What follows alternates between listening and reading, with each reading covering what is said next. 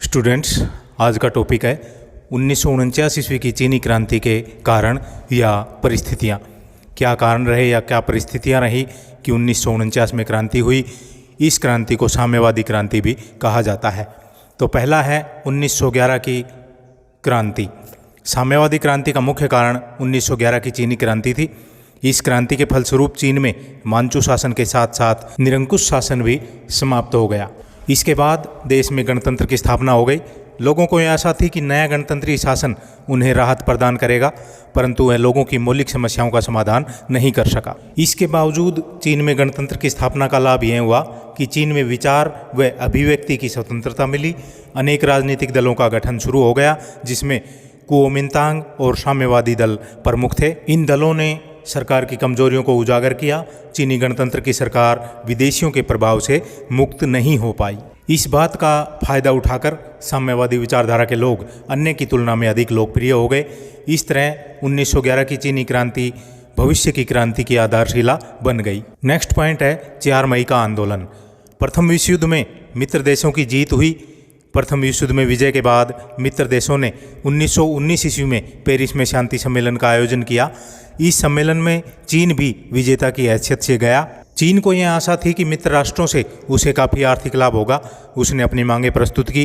पहला, चीन में विदेशियों के अधिकार को समाप्त किया जाए। दूसरा, जापान द्वारा रखी गई 21 मांगों को नकारा जाए। तीसरा, विश्व युद्ध के दौरान जापान ने जर्मनी से चीन के शांतुंग क्षेत्र को जीता है, उसे चीन को दिया जाए।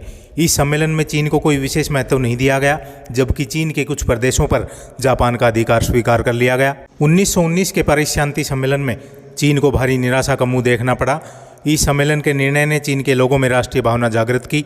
चीन के लोगों में जापान के विरुद्ध भावनाएं भड़क उठी। 4 मई 1919 को लगभग 5000 छात्रों ने पीकिंग के येनायन चौक पर इकट्ठे होकर चीन की सरकार, जापान और मित्र देशों के विरुद्ध खुलकर नारेबाजी की। इन्होंने नारा लगाया कि हमारी प्रभुसत्ता की रक्षा करो, पेरिस संधि पर हस्ताक्षर मत करो और गद्दारों को सजा दो। जापान समर्थक चीनी मंत्री चाओ रूलिन के मकान को आग लगा दी गई।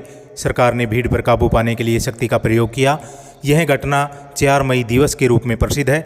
इसने लोगों में नई चेतना उत्पन्न की। यह आंदोलन चीन में किसी बड़ी क्रांति का संकेत था। नेक्स्ट पॉइंट है वाशिंगटन सम्मेलन।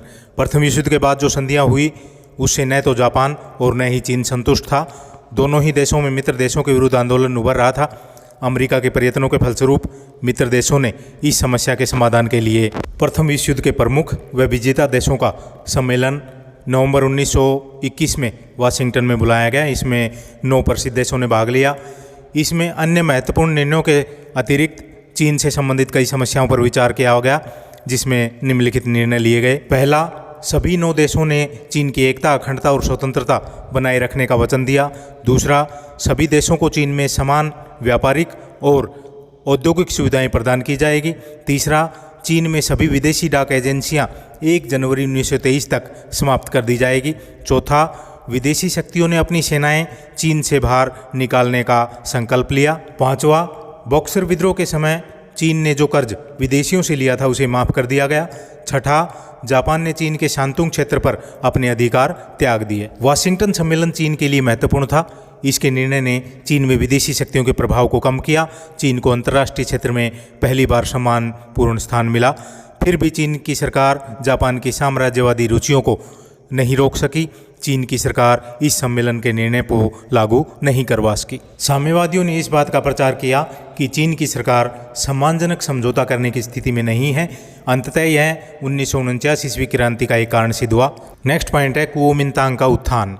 1911 की चीनी क्रांति में तुंग मेंग हुई संगठन ने महत्वपूर्ण भूमिका निभाई थी।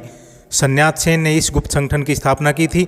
बाद में इसका पुनर्गठन किया गया और कुओमिंतांग अथवा राष्ट्रीय लोक दल का नाम दिया गया। इस दल का राष्ट्रीय नेता डॉक्टर सन्यात सेन था। इसने चीन में 1912 में गणतंत्र की स्थापना की।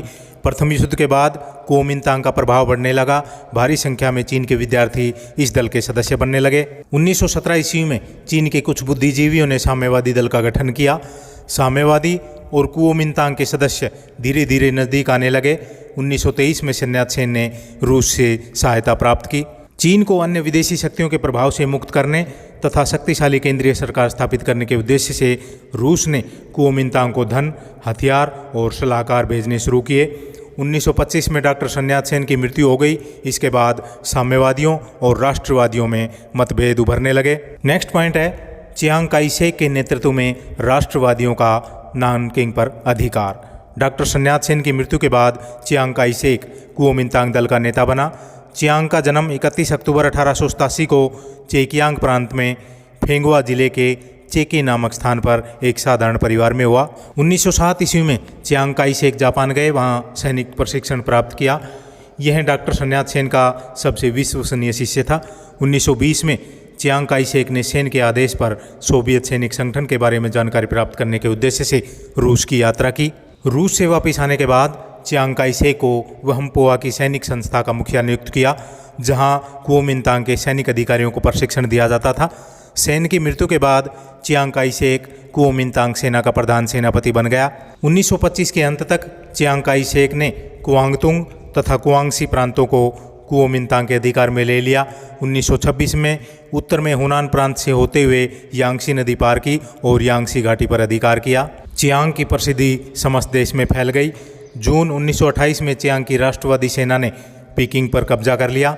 इस प्रकार लगभग सारा चीन एक राष्ट्रवादी सरकार के अधीन आ गया। नानकिंग को सारे देश की राजधानी बना दिया गया।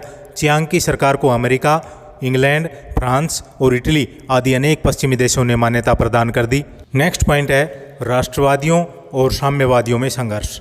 चियांग काई शेक पश्चिमी देशों के सहयोग से अपनी स्थिति मजबूत कर रहा था, परंतु आमतौर पर चीन की स्थिति में कोई विशेष सुधार नहीं हो रहा था। शुरुआत में साम्यवादियों व कुओमिंतांग में तालमेल रहा, क्योंकि दोनों ही चीन की स्थापित सरकार के विरुद्ध थे, लेकिन धीरे धीरे उन्हें इस बात का एहसास हो गया कि दोनों के हितों में टकराव है और दोनों एक दूसरे के लिए खतरा है। माओ त्से तुंग के नेतृत्व में मजदूर, कृषक एकत्र हो रहे थे। साथ ही बुद्धिजीवी और मध्यम वर्ग के लोग भी साम्यवादियों को समर्थन दे रहे थे, जो सरकार की नीतियों से नाराज थे। चियांग काई शेक ने 1920 में यह घोषित कर दिया कि उसके सबसे बड़े शत्रु साम्यवादी हैं। उसने उनके विरुद्ध कार्रवाई करनी शुरू कर दी। सरकार से निराश बुद्धिजीवियों, मजदूरों और किसानों ने बड़ी संख्या में माओ त्से तुंग के नेतृत्व में साम्यवादी दल में प्रवेश करना शुरू कर दिया। रूस की सहायता से साम्यवादियों ने एक शक्तिशाली सेना 1928 में निर्माण किया, जिसे लाल सेना कहा गया। 1930 में इसकी संख्या 1 लाख थी, जिसमें 13 सैनिक टुकड़ियां थी। माओ त्से तुंग ने चियांग काई शेक को हराने के लिए जनसाधारण जनता और किसानों, श्रमिकों का समर्थन जुटाने का प्रयास किया। उसने अनेक सुधारवादी योजनाएं लागू की, भूमिहीनों को भूमि वितरित की, किसानों को अपनी रक्षा के लिए हथियार बांटे। अक्टूबर 1930 में कुओमिंतांग दल ने माओ त्से तुंग की लाल सेना की फ्रंट आर्मी को समाप्त करने का निर्णय लिया। इसने 1 लाख की सेना सहित चियांगसी के गवर्नर लुतिफिंग के नेतृत्व में सेना भेज दी। लाल सेना पीछे हट गई। जैसे ही कुओमिंतांग सेना तितर बितर हुई, लाल सेना ने आक्रमण कर दिया और उनके अभियान को असफल बना दिया। युद्ध मंत्री एवं नानचांग क्षेत्र के मुख्य सेनापति यिंग दिन के नेतृत्व में 2 लाख कुओमिंतांग सैनिकों ने साम्यवादियों के क्षेत्र पर धावा बोल दिया। माओ की लाल सेना ने पूर्व की नीति पर चलते हुए शत्रु की सेना को सोवियत क्षेत्रों में प्रवेश नहीं करने दिया। लाल सेना की जवाबी कार्रवाई में 30,000 कुओमिंतांग मारे गए। कुओमिंतांग दल ने तीसरा अभियान चियांग काई शेक के नेतृत्व में किया। चियांग ने हो ची दिन को फ्रंट कमांडर बनाकर 3 लाख सेना सहित सोवियत क्षेत्रों पर आक्रमण करने के लिए भेज दी। लाल सेना ने रक्षात्मक नीति अपनाई। 1931 ईस्वी में साम्यवादियों ने कियांगसी प्रांत पर अपनी शक्ति स्थापित कर ली।